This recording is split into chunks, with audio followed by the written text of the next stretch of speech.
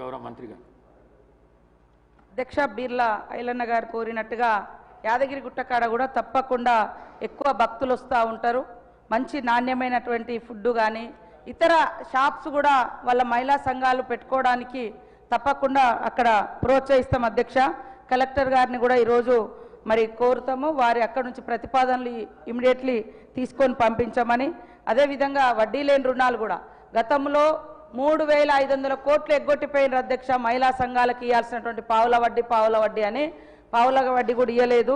ఇవాళ వాళ్ళు బయటికి పోయి రకరకాలుగా మాట్లాడుతున్నారు. కానీ మనము ప్రతి సంవత్సరం మహిళా సంఘాలకు 20,000 కోట్ల రూపాయలను ఇస్తా ఉన్నాం అధ్యక్ష.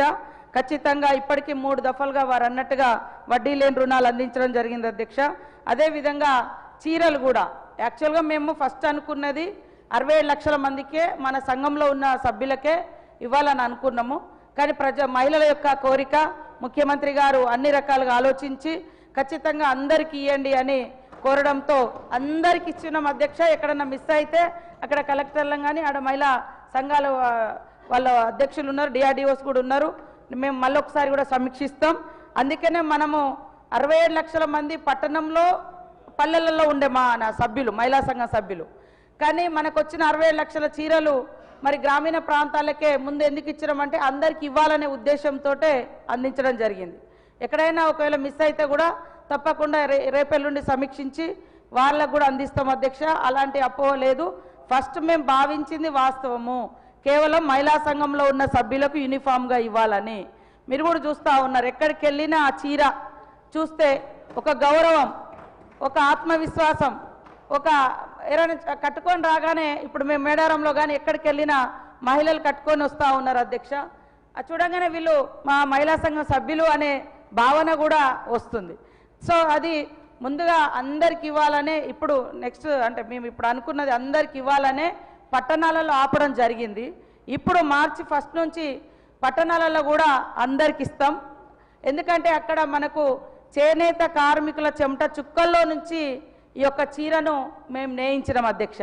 సూరత్ నుంచి తీసుకురాలే, దుబాయ్ ముంబై నుంచో ఎక్కడి నుంచో కిలోల లెక్క తీసుకురాలేదు అధ్యక్ష.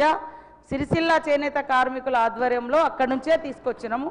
వాళ్ళ శక్తి మేరకు వాళ్ళు నేస్తూ ఉన్నారు. మనకు మొదటి దశగా వచ్చిన అన్ని గ్రామాలలో అందించినాం. ఎక్కడన్నా మిస్ అయినవి ఉంటే ఒక్కసారి మీరు సంబంధిత అధికారులను అడగండి, నేను అవి కూడా మళ్ళీ సమీక్షిస్తాం.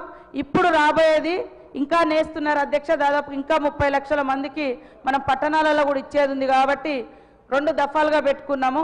ఇప్పుడు నెక్స్ట్ ఇచ్చే దాంట్లో ఇప్పటికే మేము కలర్స్ అవన్నీ సెలెక్షన్ చేస్తూ ఉన్నాం. ఇంకా బెటర్గా అందరికి ఒకే టైంలో ఇచ్చేటట్టుగా కూడా ప్రణాళిక చేసుకుంటాం అధ్యక్ష. కాబట్టి ఎవరికైనా అపోహ ఉంటే దయచేసి అందరి సభ ద్వారా మీ ద్వారా తెలియజేస్తూ ఉన్నాం అధ్యక్ష. ఖచ్చితంగా మహిళలందరికీ ఇవ్వాలనే ఉద్దేశంతో అందరికి ఇస్తున్నాం అధ్యక్ష. కాబట్టి దాదాపు 1 కోటి మంది చీరలు, 1 కోటి మంది మహిళలకు ఈ యొక్క ఇందిరమ్మ బర్త్డే సందర్భంగా మన ముఖ్యమంత్రి మా సహచర మంత్రుల చేతుల మీదుగా ప్రారంభించడం జరిగింది అధ్యక్ష.